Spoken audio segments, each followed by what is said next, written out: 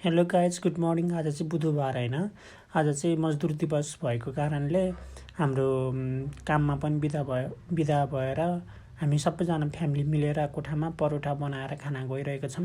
हामीले आलु उसिन्यौँ अनि आँटाको पिठो लियौँ अनि दिदीले बेल्दै हुनुहुन्छ होइन, अनि बहिनीले डल्लो बनाउँदै हुनुहुन्छ। हामीले चाहिँ यो दिउँसो खाजाको लागि चाहिँ परोठा बनाउन गइरहेको छौँ। कस्तो लाग्यो भनिदिनु होला है कमेन्टमा।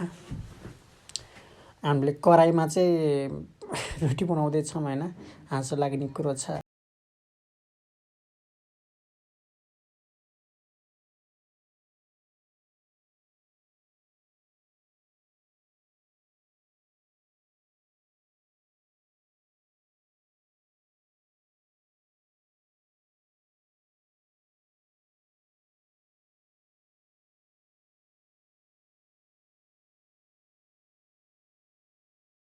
चाहिँ हाम्रो चाहिँ परोठा चाहिँ यस्तो भएको छ होइन, मिठ जस्ट होस् जस्तो परोठा भए पनि मिठो छ। ऊ बहिनी भएर पनि खाँदै हुनुहुन्छ। ऊ बहिनीले पनि जिस्कै खाँदैछ। मेरो ज्वाइँ साहबले चाहिँ परोठा हेड कुक हुनुहुन्छ अनि मिठो परोठा बनाउनुहुन्छ। अनि यसरी हामीले चाहिँ परोठा बनाएर खायौँ आज।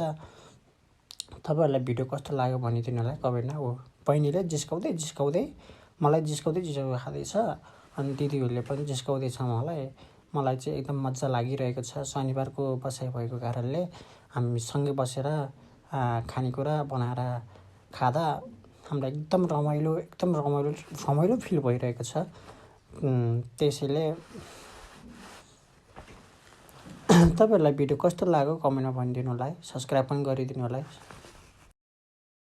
गाइज हामीले परोठा बनाएर त खायौँ, धेरै रमाइलो भयो आज। अनि बच्चाहरूलाई यसो रमाइलो गरौँ न भने बच्चाहरूलाई ट्याङ्गे गीतमा डान्स पनि गर्न लगाएर रमाइलो गरौँ। भिडियो कस्तो लाग्यो भनिदिनु होला।